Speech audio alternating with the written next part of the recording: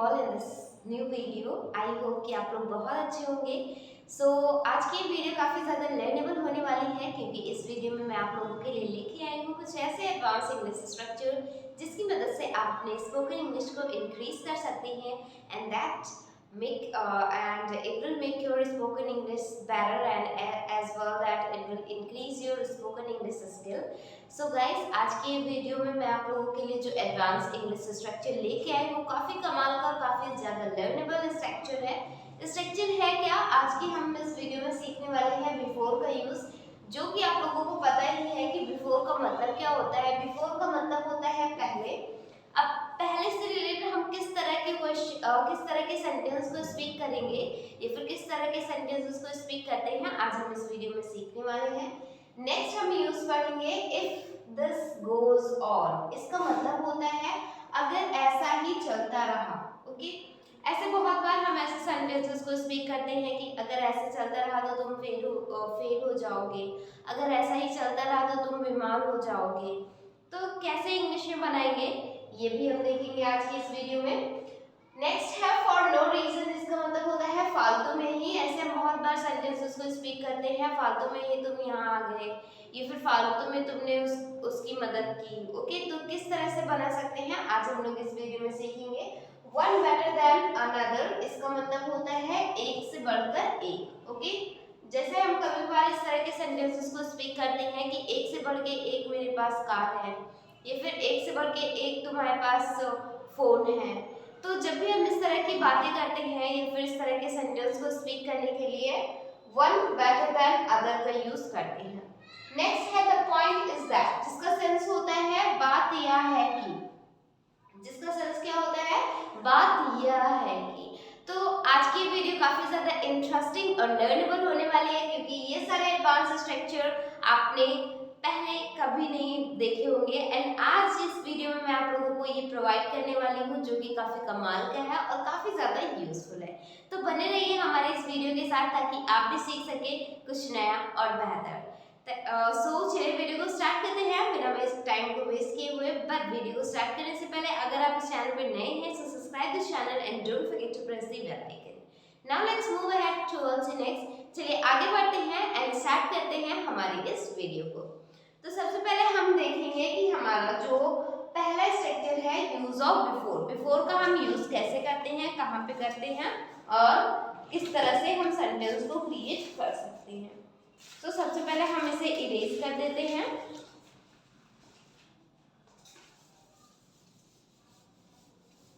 सबसे पहले बाकी सबको हम इरेज कर देते हैं एंड आफ्टर दैट हम लोग सीखेंगे यूज ऑफ बिफोर का, बिफोर के यूजेस।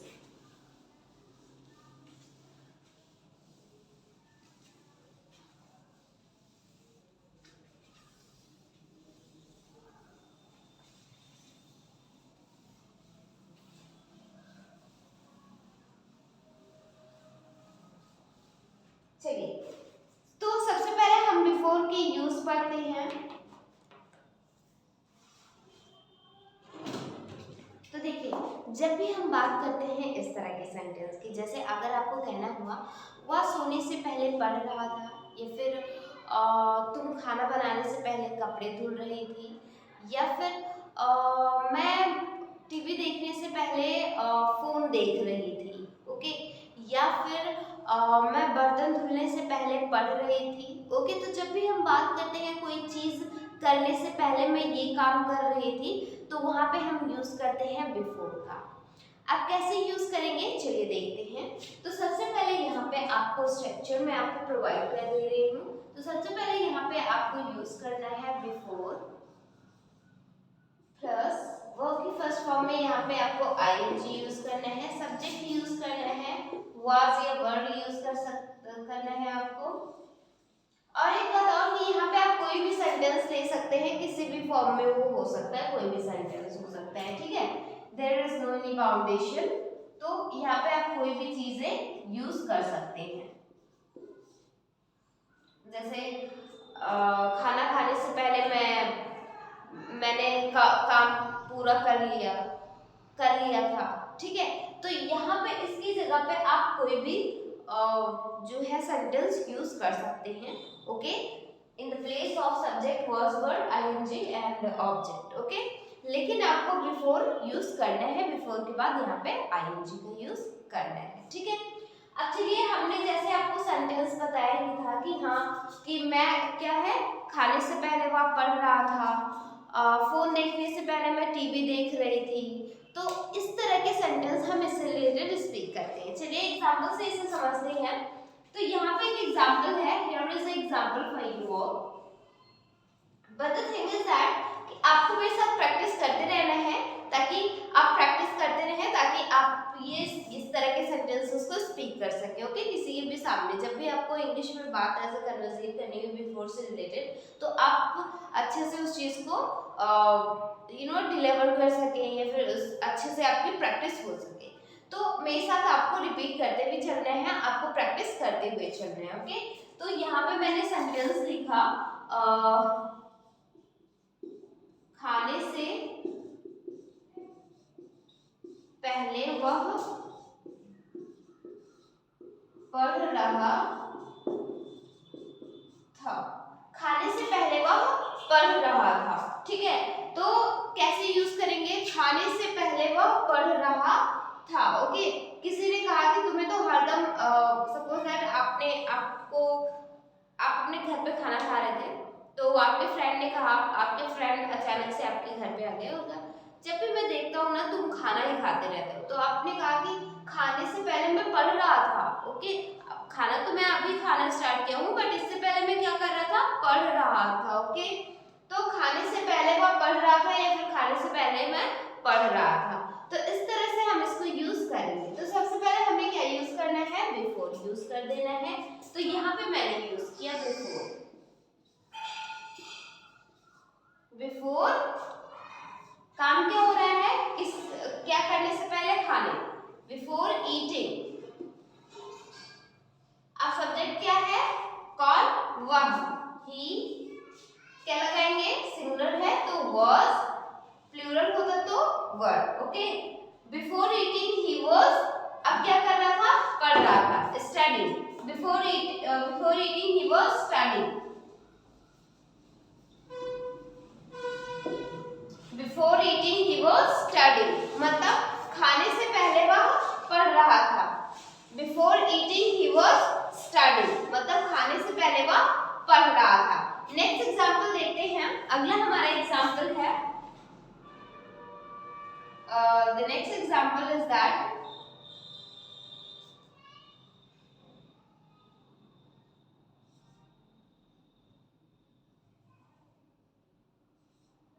टीवी देखने से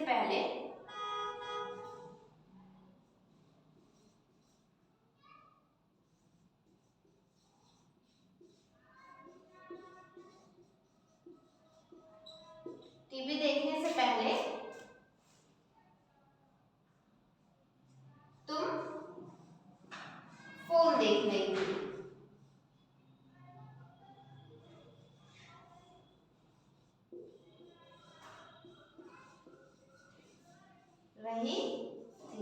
ठीक है, टीवी देखने से पहले तुम फोन देख रही थी। कैसे इंग्लिश में बोलेंगे? Before watching TV. क्या हो जाएगा? Before watching TV. Okay, before watching TV. अब तुम फोन देख रही थी, तो तुम मतलब हमारा सब्जेक्ट हो गया, मतलब यू। अब यू वर अब क्या देख रही थी? फोन देख रही थी। यू वर वॉचिंग या फिर यू वर यूजिंग।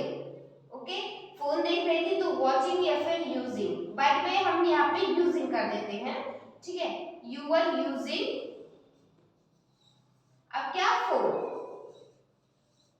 ठीक है, तो वॉचिंग या फिर यूजिंग आप यहाँ पे यूज कर सकते हैं। Before watching TV you were using phone, मतलब टीवी देखने से पहले तुम फोन देख रही थी या फिर तुम फोन इस्तेमाल कर रहे थे। तो यूज का मतलब होता है इस्तेमाल करना। आप फोन को इस्तेमाल ही करेंगे, देखेंगे तो। ठीक है, तो यहाँ पे before watching TV you were using phone. तो इस तरह से आप इन सारे सेंटेंसेस को क्रिएट कर सकते हैं। बहुत ही कमाल का है। साथ में आप और नोट डाउन भी करते हुए चलिएगा ताकि आप भूले ना, ओके, और इस पे अच्छे से प्रैक्टिस करते रहें, ठीक है, बात के लिए मत छोड़िएगा, okay. So you have to watch it all and you have to just practice it, okay, आपको प्रैक्टिस करते रहना है, ठीक है। चलिए इसको आप जल्दी से नोट कर लीजिए ताकि हम आगे बढ़े एंड हम आगे बढ़ के हम दूसरे स्ट्रक्चर को भी देख सके कि अगला स्ट्रक्चर हम लोग क्या पढ़ने वाले हैं। आई होप कि आप लोगों ने इसे नोट डाउन कर लिया होगा। चलिए आगे बढ़ते हैं एंड देखते हैं आज का हमारा अगला स्ट्रक्चर। सो आज का हमारा जो अगला स्ट्रक्चर है वो भी काफी कमाल का है और काफी ज्यादा लर्नेबल और यूजफुल सा स्ट्रक्चर है एंड द स्ट्रक्चर इज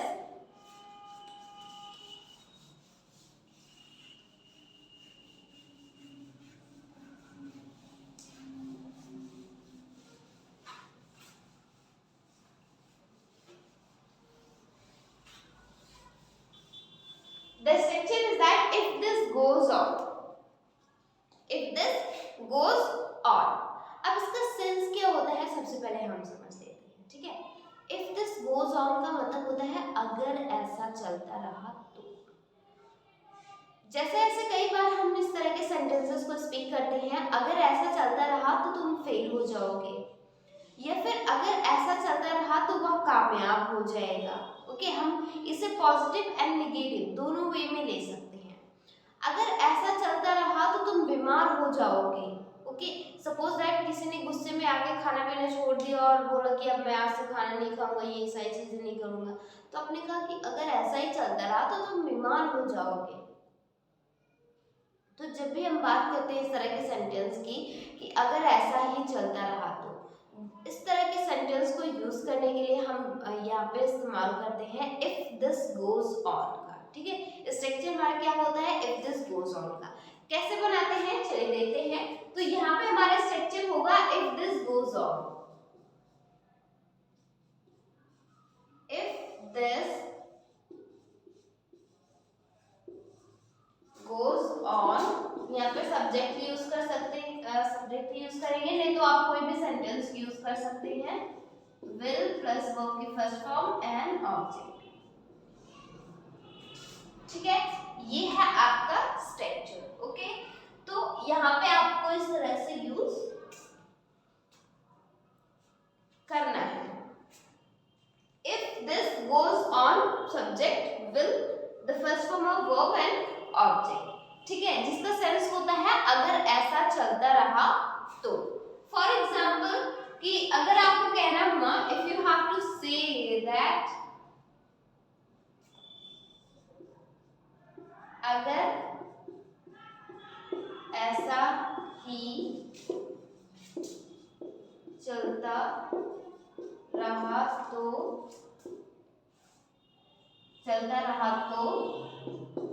तो तुम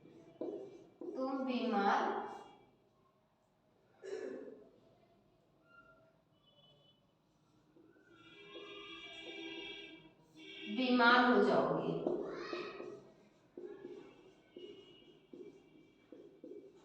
ठीक है।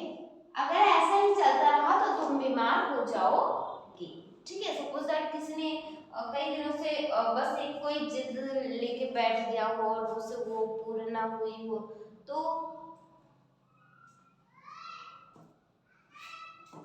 कभी कभार लोग क्या होते हैं, नाराज हो जाते हैं, है ना।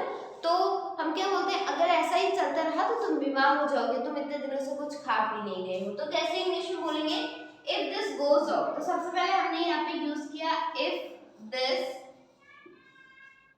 गोज ऑन, सब्जेक्ट हमारा क्या है, तुम बीमार हो जाओगे, यू विल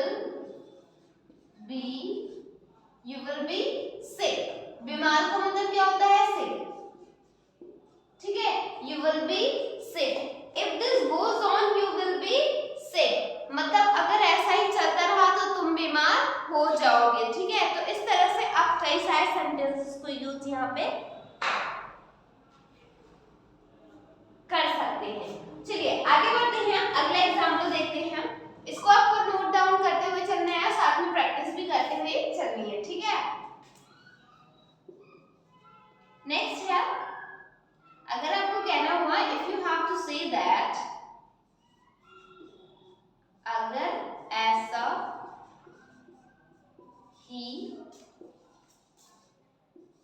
चलता रहा तो तुम IAS बन जाओगे। ठीक है, अगर ऐसा ही चलता रहा तो तुम IAS बन जाओगे। तो कैसे, ये हमारा पॉजिटिव वे में हो गया। ठीक है, सपोज दैट कोई बहुत ज्यादा प्रिपरेशन कर रहा है मतलब कि IAS की, तो हम उसे क्या बोलते हैं कि हाँ, जैसे आप प्रिपरेशन कर रहे हैं ऐसे ही कंटिन्यूसली अगर आप करते रहेंगे तो तुम क्या बन जाओगे, एक IAS ऑफिसर बन जाओगे। ठीक है, अगर ऐसा ही चलता रहा तो तुम एक IAS ऑफिसर बन जाओगे। मतलब अगर कंटिन्यूसली आपकी प्रिपरेशन जारी रही तो आप क्या बन जाएंगे, एक IAS ऑफिसर जरूर बन जाएंगे। ठीक है, तो कैसे इंग्लिश में बोलेंगे, if this goes on,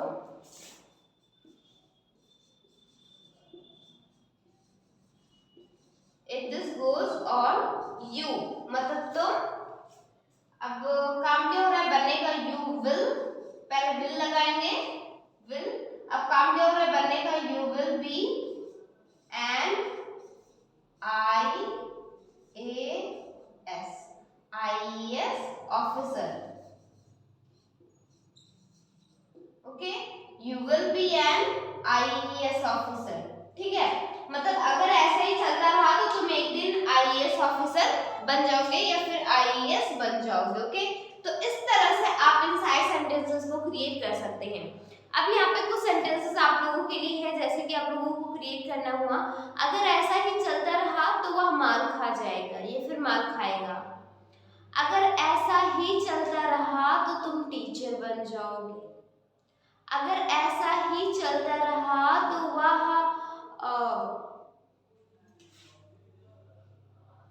singer बन जाएगा। अगर ऐसा ही चलता रहा तो तुम चोर बन जाओगे। ओके, सपोज दैट एक क्या होता है कि अगर किसी ने 1 रुपये चुराए, फिर उसकी क्या होती है, लालच बढ़ती जाती है। ओके, तो एक दिन किसी ने देखा, 2 दिन, ओके, तो डांटा और पीटा भी उसे, तो कहा कि अगर ऐसे ही चलता रहा तो तुम चोर बन जाओगे। ओके, तो इस तरह से हम इन सारे सेंटेंसेस को क्रिएट कर सकते हैं। तो बाय द वे मैंने आप लोगों को सेंटेंसेस प्रोवाइड किए, तो उसे आपको इंग्लिश में बनाना है। ठीक है, चलिए आगे बढ़ते हैं हमारे अगले स्ट्रक्चर की ओर, देखते हैं आज का हमारा अगला स्ट्रक्चर। तो इससे पहले मैं इरेज कर देती हूँ।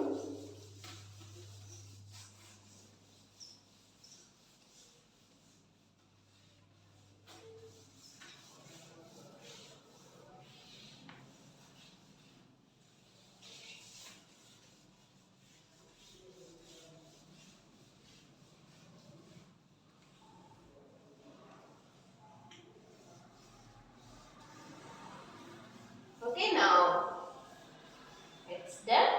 So अगला हमारा जो स्ट्रक्चर है वो है फॉर नो रीजन, जिसका मतलब होता है फालतू में।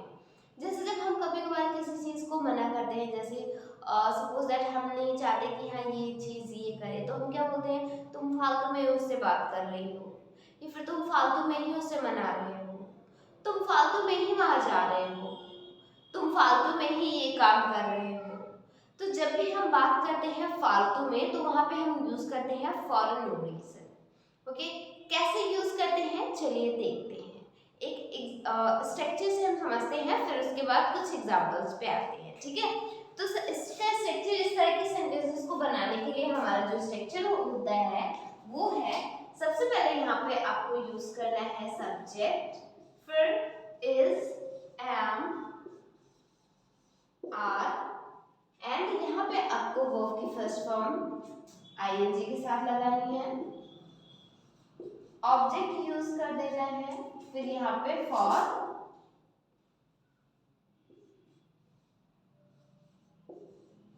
No reason. Okay, for no reason.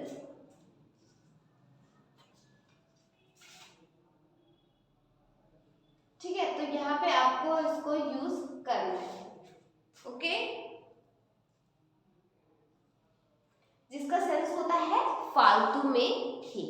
अब जैसे कि हम सेंटेंस को क्रिएट करते हैं, जैसे अगर हमें कहना हुआ कि तुम फालतू में ही वहां जा रहे हो, या फिर तुम फालतू में उससे बात कर रहे हो, तो कैसे इंग्लिश में बोलेंगे। इस स्ट्रक्चर को हम फॉलो करेंगे और इस तरह के सेंटेंस को इंग्लिश में क्रिएट करेंगे। ओके, चलिए देखते हैं कैसे।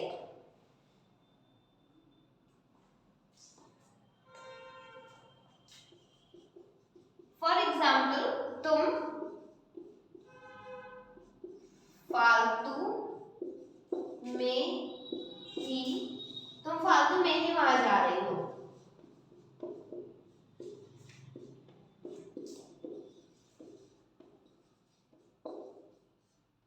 ठीक है, तुम फालतू में ही वहां जा रही हो। तुम फालतू में ही वहां जा रही हो तो कैसे इंग्लिश में बोलेंगे? तुम मतलब यू, अब क्या लगाएंगे? यू आर, काम क्या हो रहा है? जाने का, तो गो, आईएनजी लगाएंगे, गोइंग। यू आर गोइंग कहां? वहां, मीन्स देयर। अब लास्ट में क्या यूज कर देना है? For no reason, for no reason. Okay, you are going there for no reason, मतलब तुम फालतू में ही वहां जा रही हो। You are going there for no reason. Okay, तुम फालतू में ही वहां जा रही हो। तो इस तरह से आप कई सारे सेंटेंसेस को क्रिएट कर सकते हैं जो कि काफी कमाल का है और बहुत ज्यादा यूजफुल भी है। चलिए अगला एग्जांपल देखते हैं। जैसे हमारा अगला एग्जांपल हुआ,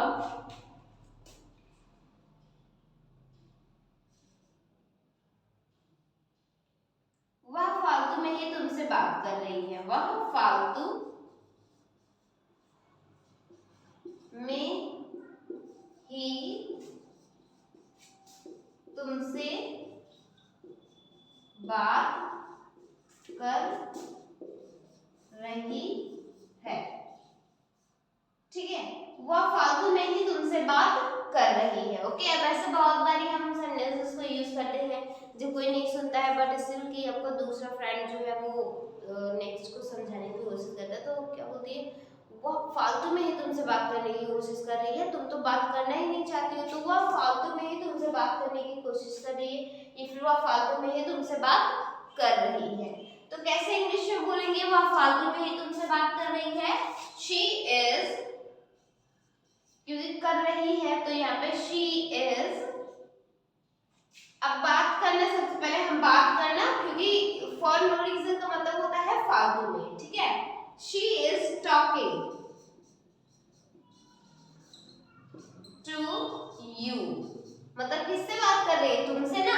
तो she is talking to you. अब क्या लास्ट में लगा देना है? For no reason, for no reason. ठीक है, वह तुमसे फालतू में बात कर रही है। तो ऐसे ही आपको इसे क्रिएट कर लेना है। ठीक है, काफी कमाल का है। अब ऐसे ही आप कुछ सेंटेंसेस को लिख लीजिए जिसको आपको क्रिएट करना है। जैसे पहला सेंटेंस है, अगर आपको कहना हुआ तुम फालतू में ही उससे बात कर रही हो। नेक्स्ट है, तुम फालतू में ही नया फोन खरीद रही हो। नेक्स्ट सेंटेंस है, तुम फालतू में ही ये काम कर रही हो। नेक्स्ट सेंटेंस है, तुम फालतू में ही उसे मना रही हो। Next and the last sentence है, तुम फालतू में ही यहाँ पर ठहर रही हो। ओके, तो इस तरह से आपको उसे इंग्लिश में क्रिएट करना है। ठीक है, I hope guys you got it. Now let's move ahead, आगे बढ़ते हैं एंड देखते हैं आज का हमारा अगला structure. So at first I have to remove it. सबसे पहले हम इसे इरेज कर देते हैं and after that we will go ahead.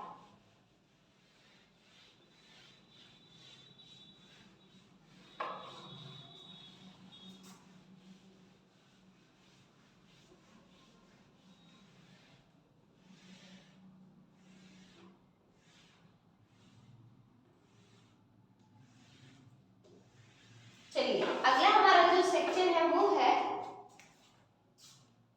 One better than another. One better than another, जिसका सेंस होता है एक से बढ़ के। जब भी हम बात करते हैं कि मेरे पास एक से बढ़ के एक पेन है, या फिर उसके पास एक से बढ़ के एक कारें हैं, उसके पास एक से बढ़ के एक किताबें हैं, उसके पास एक से बढ़ के एक दोस्त हैं, ओके। तुम्हारे पास एक से बढ़ के एक हेलीकॉप्टर्स है, या फिर आप ऐसा भी बोल सकते हो तुम्हारे पास एक से बढ़ के एक साइकिलें हैं। तो जब भी हम बात करते हैं एक से बढ़ के एक, तो वहां पे हम यूज करते हैं वन बेटर देन अनदर का। कैसे यूज करते हैं हम इस लेक्चर से जानेंगे, और किस तरह से क्रिएट कर सकते हैं इस तरह के सेंटेंसेस को, वो भी हम जानेंगे और क्रिएट करेंगे, ठीक है। तो सबसे पहले यहाँ पे हम यूज करेंगे हमारा स्ट्रक्चर। सबसे पहले हम स्ट्रक्चर, तो सबसे पहले यहाँ पे आपको यूज करना है सब्जेक्ट हैज या फिर हैव। यहाँ पे यूज करना है आपको नाउन,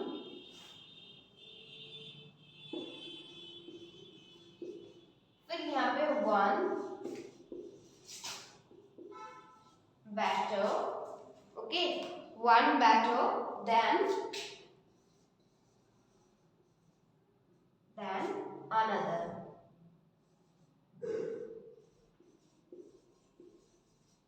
okay, इसको आपको यूज करना है।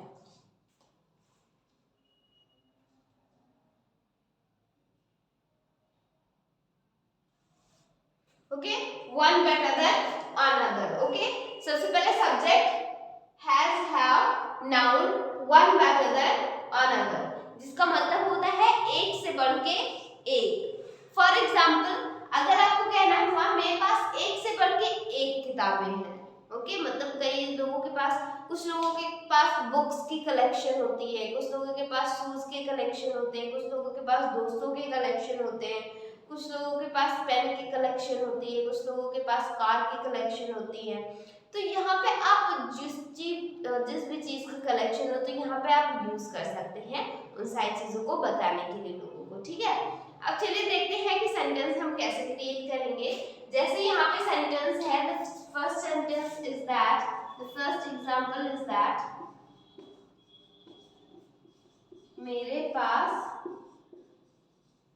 एक से बढ़कर एक किताबें हैं, ठीक है। मेरे पास एक से बढ़ के एक किताबें हैं, तो कैसे इंग्लिश में बोलेंगे? मेरे पास मतलब आई हैव बुक्स, ओके। क्या यूज करेंगे? बुक्स। अब लास्ट में क्या यूज कर देंगे? One better than another, okay, one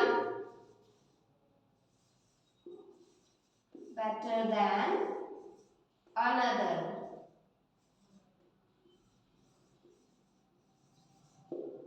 okay, I have books, one better than another, मतलब कि मेरे पास एक से बढ़ के एक किताबें हैं, मेरे पास एक से बढ़ के एक किताबें हैं। तो ऐसे ही आप कई सारे सेंटेंसेस को यहाँ पे क्रिएट कर सकते हैं और इंग्लिश में उन्हें स्पीक कर सकते हैं, जो कि काफी कमाल का और काफी लाजवाब सा स्ट्रक्चर है। अगला एग्जाम्पल देख लेते हैं। हमारा अगला एग्जाम्पल है,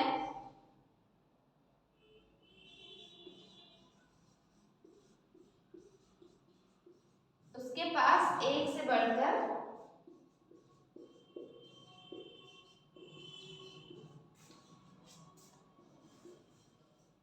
एक दोस्त है,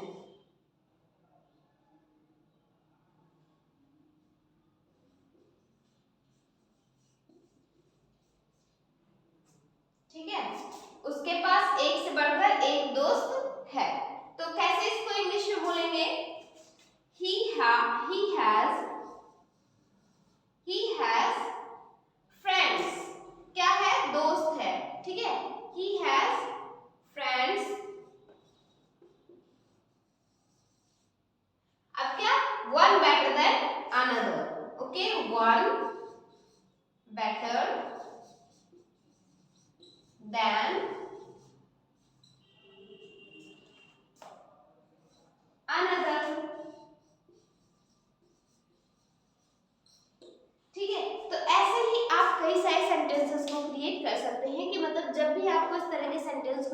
बने हुए कि मेरे पास ये एक से बढ़ के एक है, तो वहां पे आई हैव बुक्स या फिर आई हैव कोई भी नाउन यहाँ पे आपको यूज करने हैं, वन बेटर देन अनदर का यूज कर देना है, ठीक है। ऐसे आप कई सारे सेंटेंसेस को क्रिएट कर सकते हैं। Okay, so I hope you got it. आप इसे जल्दी से नोट कर लीजिए एंड प्रैक्टिस भी करिए। Okay, so that you can increase your spoken level। तो जल्दी से इसे नोट डाउन करिए, ओके, ताकि मैं आपको नेक्स्ट सेंटेंस प्रोवाइड कर, नेक्स्ट स्ट्रक्चर प्रोवाइड करूं। Okay, so I am going to erase it. मैं इसे मिटा देती हूँ ताकि मैं नेक्स्ट स्ट्रक्चर आप लोगों को प्रोवाइड कर सकूं। एंड नेक्स्ट स्ट्रक्चर भी हम काफी ज्यादा यूज करते हैं। It's also very useful structure that which I'm going to provide you now.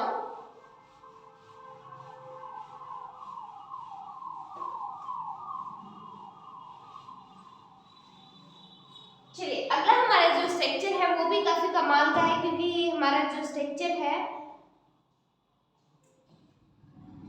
the point is that, इसका सेंस होता है, इसका मतलब होता है बात यह है कि, the point is that। हम कभी कभार इस तरह के सेंटेंस को स्पीक करते हैं ना, कभी कभार नहीं, मोस्ट ऑफ द टाइम कि हम यूज करते हैं कि बात यह है कि तुम ये काम नहीं कर सकते, बात यह है कि तुम वहां नहीं जा सकते, बात यह है कि तुम उससे अंग्रेजी नहीं सीख सकते। ओके, बात यह है कि तुम मेरे साथ नहीं रह सकती। तो जब भी हम बात करते हैं बात यह है कि, तो वहां पे हम यूज करते हैं द पॉइंट इज दैट का। कैसे यूज करते हैं, चलिए स्ट्रक्चर से हम इसे समझते हैं। तो सबसे पहले हमारा जो स्ट्रक्चर है वो है, स्ट्रक्चर है आपको सबसे पहले यूज करना है the point is that. The point is that. फिर यहाँ पे आपको सब्जेक्ट यूज करना है, कैन नॉट का यूज कर देना है। देखिए, आप सब्जेक्ट के बाद कोई भी सेंटेंस यूज कर सकते हैं यहाँ पे, any sentence you can use here in any form. Okay, फिर यहाँ पे आपको वर्ब की फर्स्ट फॉर्म यूज करनी है, ऑब्जेक्ट यूज कर देना है। यहाँ की जगह पे आप कोई भी सेंटेंस यूज कर सकते हैं, वो किसी भी फॉर्म में हो सकता है, there is no any issue और there is no any boundation. Okay, तो इसका सेंस जो होता है वो होता है कि नहीं कर सकते। अब आप किसी और टेंस में बनाएंगे, फिर किसी और तरह से बनाएंगे, तो वहां पे अकॉर्डिंग टू मतलब कि जो भी आपका सेंटेंस होगा उस तरह से आपका सेंटेंस चेंज हो जाएगा इंग्लिश में, ठीक है। तो ये है पॉइंट इज दैट, मतलब कि होता है बात यह है कि। ओके, बात यह है कि। एग्जांपल समझते हैं, जैसे if you have to say that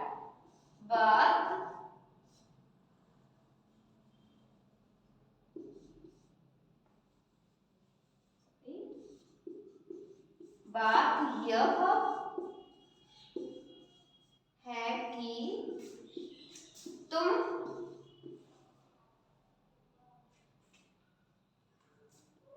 इसे नहीं कर सकते।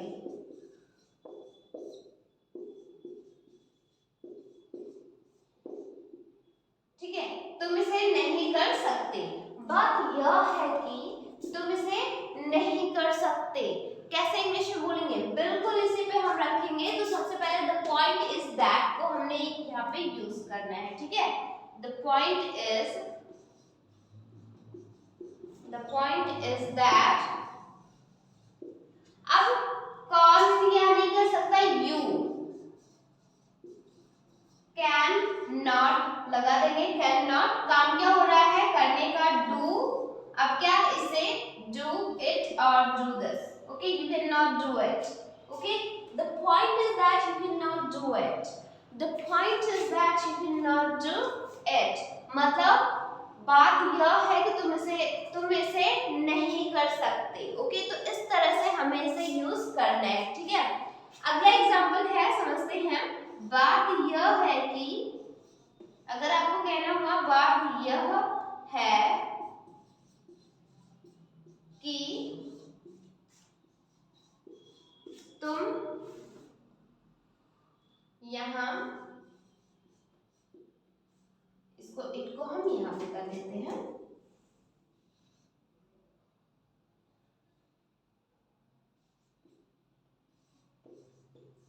ओके, बात यह है कि तुम यहाँ नहीं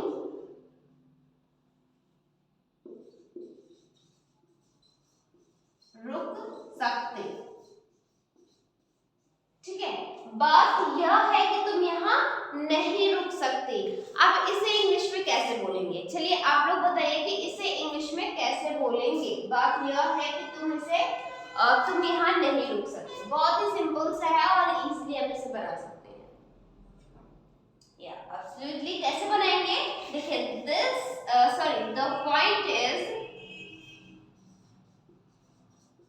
the point is that you मतलब तुम कैन नॉट, अब वो रुकने के लिए क्या यूज करते हैं? Stay. You can not stay. अब कहां स्टे होने की बात हो रही है? यहाँ, means here. Okay, you can not stay here. Okay, the point is that you can not stay here, मतलब बात यह है कि तुम यहाँ नहीं रुक सकते। बात यह है कि तुम इसे नहीं कर सकते। The point is that you can not do it. Okay, तो ऐसे ही आप कई सारे सेंटेंसेस को क्रिएट कर सकते हैं। ठीक है, तो ये काफी कमाल का स्ट्रक्चर है। तो आज की इस वीडियो में मैंने 5 ऐसे एडवांस इंग्लिश स्ट्रक्चर बताए आप लोगों को, जो कि आप काफी ज्यादा यूज करते हैं अपनी डेली लाइफ में, बहुत ज्यादा यूज करते हैं। तो इस पे आपको प्रैक्टिस करनी है। इसमें आपको मैं कुछ सेंटेंसेस बता दे रही हूँ जिसपे आपको स्पीक करना है। जैसे अगर आपको कहना हुआ कि बात यह है कि तुम उसे नहीं मना सकते। नेक्स्ट एग्जाम्पल है बात यह है कि तुम यहाँ नहीं बैठ सकते। नेक्स्ट एग्जाम्पल है अगर आपको कहना हुआ बात यह है कि तुम नया फोन नहीं ले सकते। ठीक है, तो ये सारे सेंटेंसेस को आपको इंग्लिश में बनाना है and you have to tell it that how will you create these types of sentences. Okay, आप इस तरह के सेंटेंस को कैसे इंग्लिश में बनाएंगे? ठीक है, so drop the comment and tell that how will you create. Okay, so आज की वीडियो में बस इतना ही, क्योंकि आज की वीडियो में आप लोगों ने सारे एडवांस स्ट्रक्चर पढ़े हैं, मतलब कि 5 एडवांस स्ट्रक्चर मैंने जो बताए थे वो सारे 5 आपने पढ़े हैं एंड आई होप कि आपको ये सारे स्ट्रक्चर समझ में आए होंगे। So thank you so much everyone, we will meet in next video. हम मिलते हैं हमारी अगली वीडियो में। टिल देन टेक केयर, तब तक के लिए ख्याल रखिए and have a wonderful time.